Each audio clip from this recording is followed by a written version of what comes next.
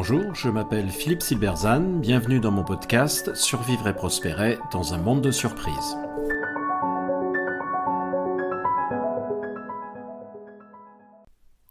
Comment le conflit peut être source de créativité, le travail pionnier de Mary Parker Follett.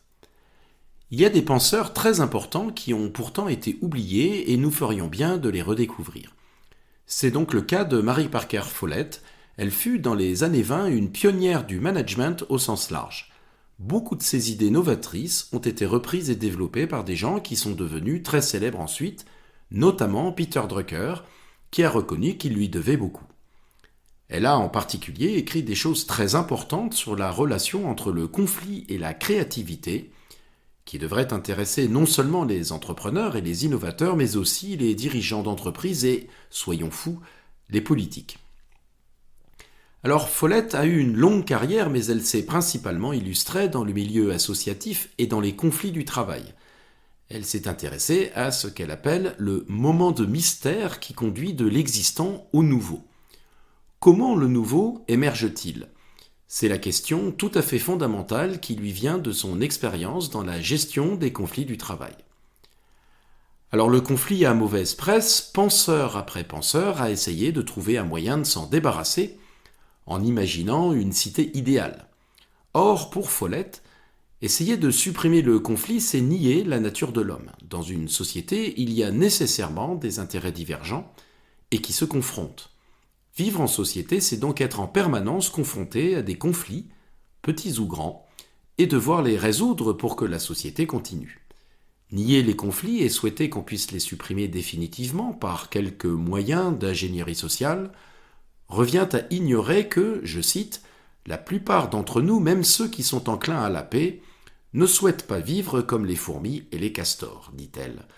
Très pragmatique, Follett estime que nous devons accepter la vie telle qu'elle est et comprendre que la diversité est sa caractéristique la plus essentielle. Mais il ne s'agit pas seulement de se résigner au conflit, elle considère que celui-ci a des vertus et qu'on peut en tirer parti. Dans un passage fondamental qui résume sa pensée, Follett estime que la confrontation des intérêts peut en effet aboutir à l'une des 4 options suivantes. Premièrement, la soumission volontaire d'une partie. Deuxièmement, la lutte et la victoire d'une partie sur l'autre. Troisièmement, le compromis. Et quatrièmement, ce qu'elle appelle l'intégration. Alors la soumission volontaire ou la victoire de l'une des 2 parties est une démarche de violence. Le conflit est résolu parce que le plus fort impose sa solution. Les Alliés gagnent la guerre en 1945. La force peut ainsi régler définitivement le conflit ou le régler temporairement et créer les bases d'un conflit ultérieur. Ainsi, l'écrasement d'Allemagne en 1918 pose les bases de la Seconde Guerre mondiale. Le compromis est lui aussi dans un rapport de force, mais il est plus équilibré et semble tout à fait raisonnable. Chacun fait un effort, prend sur lui en quelque sorte, et le conflit est résolu. Les syndicats demandaient 15% d'augmentation et le patronat refusait de payer les jours de grève. Finalement, le syndicat accepte 7% d'augmentation, le patronat accepte de payer une partie des jours de grève et le travail peut reprendre. Toutefois, pour Follett, le compromis est temporaire et futile. Chacun est à la fois fier de ce qu'il a gagné et peut crier victoire, mais il est aussi frustré de ne pas avoir autant qu'il espérait et sans doute un peu humilié d'avoir dû céder. Le compromis ne signifie généralement qu'un report de la question, car la vérité ne se trouve pas entre les 2 parties. Il revient à partager un gâteau sans le faire grandir. C'est un jeu à somme nulle. En outre, le compromis se fait entre les anciennes méthodes, où il constitue une combinaison des anciennes méthodes. Il nous maintient donc toujours dans l'ancien. Chacun se fait un peu plus petit pour qu'on puisse rentrer ensemble dans un cadre qui, lui, ne bouge pas.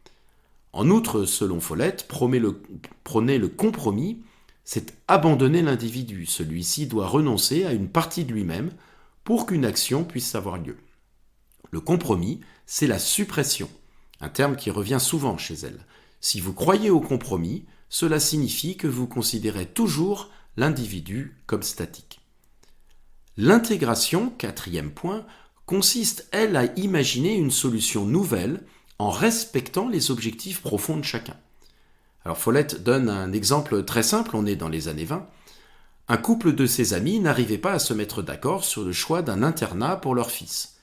Le mari en préférait un pour son niveau d'études, tandis que sa femme en préférait un autre pour les compagnons que le garçon aurait.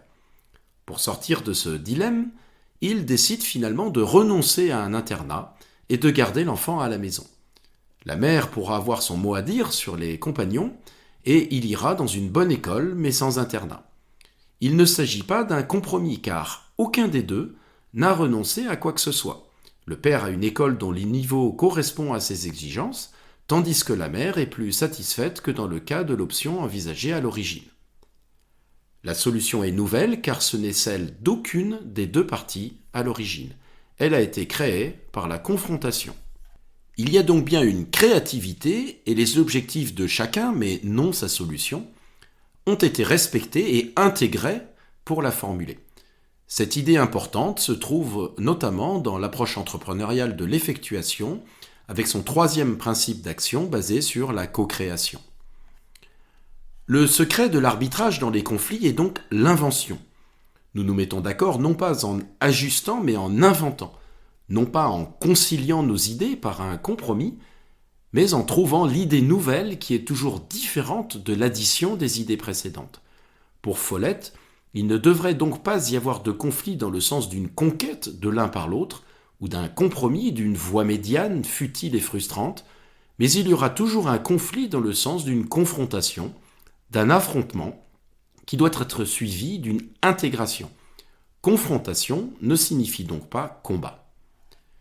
Cette dimension créative de la résolution d'un conflit peut aller plus loin. Dans l'exemple de l'école cité plus haut, Follett ajoute que les parents pourraient décider de créer eux-mêmes une école. Et s'il s'avère que c'est une bonne école, eh bien leur différend initial aura alors eu une valeur communautaire. Tout conflit judicieusement géré peut ainsi conduire au quelque chose de nouveau, mais si l'une se soumet à l'autre ou si un compromis est fait, alors ce nouveau n'émerge pas. Chacun doit donc persister jusqu'à ce que l'on trouve un moyen par lequel ni l'un ni l'autre n'est absorbé, mais par lequel tous deux peuvent contribuer à la solution. Pour Follett, la base de toute activité collective est la diversité intégrée. La question qu'il faut donc se poser dans la résolution d'un conflit, c'est la mesure dans laquelle la façon dont nous résolvons le conflit nous permettra de continuer à vivre en collectivité. Dans quelle mesure nous permettra-t-elle même de mieux vivre en collectivité ? Car un conflit bien résolu est un progrès. Le conflit n'est donc pas seulement un mal nécessaire, c'est aussi quelque chose qu'on peut rechercher et entretenir car, géré de façon civile, c'est une source d'énergie pour le collectif.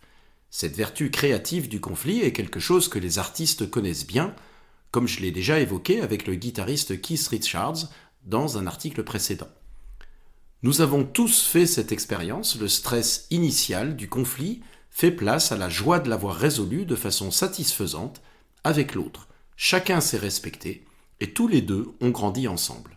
C'est ce que Follett souligne dans un passage qui résume l'originalité de sa pensée, le cœur du développement, de l'expansion, de la croissance et du progrès de l'humanité est la confrontation et la saisie des opposés.